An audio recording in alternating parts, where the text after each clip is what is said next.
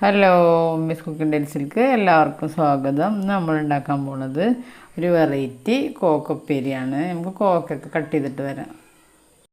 അങ്ങനെ നമ്മൾ കോക്കൊക്കെ ഇത്ര വലുപ്പത്തിൽ കട്ട് ചെയ്തു. നമ്മളിത് മിക്സിയുടെ ചെറിയ ജാറിലിട്ട് കൊടുക്കുകയാണ്. മിക്സിയുടെ ചെറിയ ജാറിലിട്ട് കൊടുക്കാം.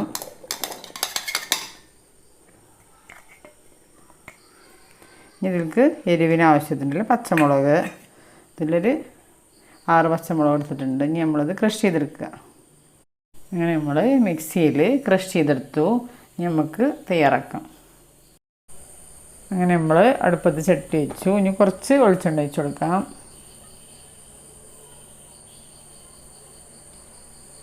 അങ്ങനെ നമ്മൾ 1 ടീസ്പൂൺ കടുക് ഇട്ട് കൊടുക്കാം.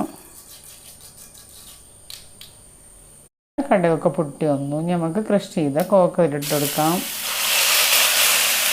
കുറച്ച് കറിവേപ്പില ഇട്ട് കൊടുക്കാം. നമുക്ക് കുറച്ച് ഒരു 1/4 ടീസ്പൂൺ മഞ്ഞൾപ്പൊടി. നമ്മൾ ഇതിലേക്ക് ആവശ്യത്തിനുള്ള ഉപ്പിട്ട് കൊടുക്കാം. നല്ല മിക്സ് ചെയ്യുക.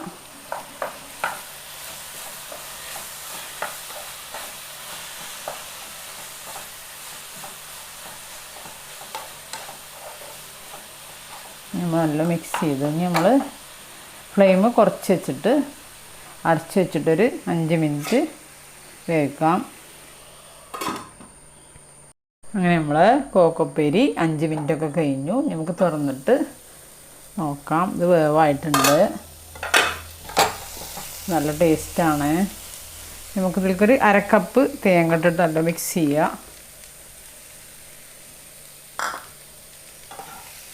നല്ല ടേസ്റ്റാണ്. എല്ലാവരും ട്രൈ ചെയ്ത് നോക്കണം. നല്ല മിക്സാക്കിയിട്ട് നമുക്ക് തീ ഓഫ് ചെയ്യാം.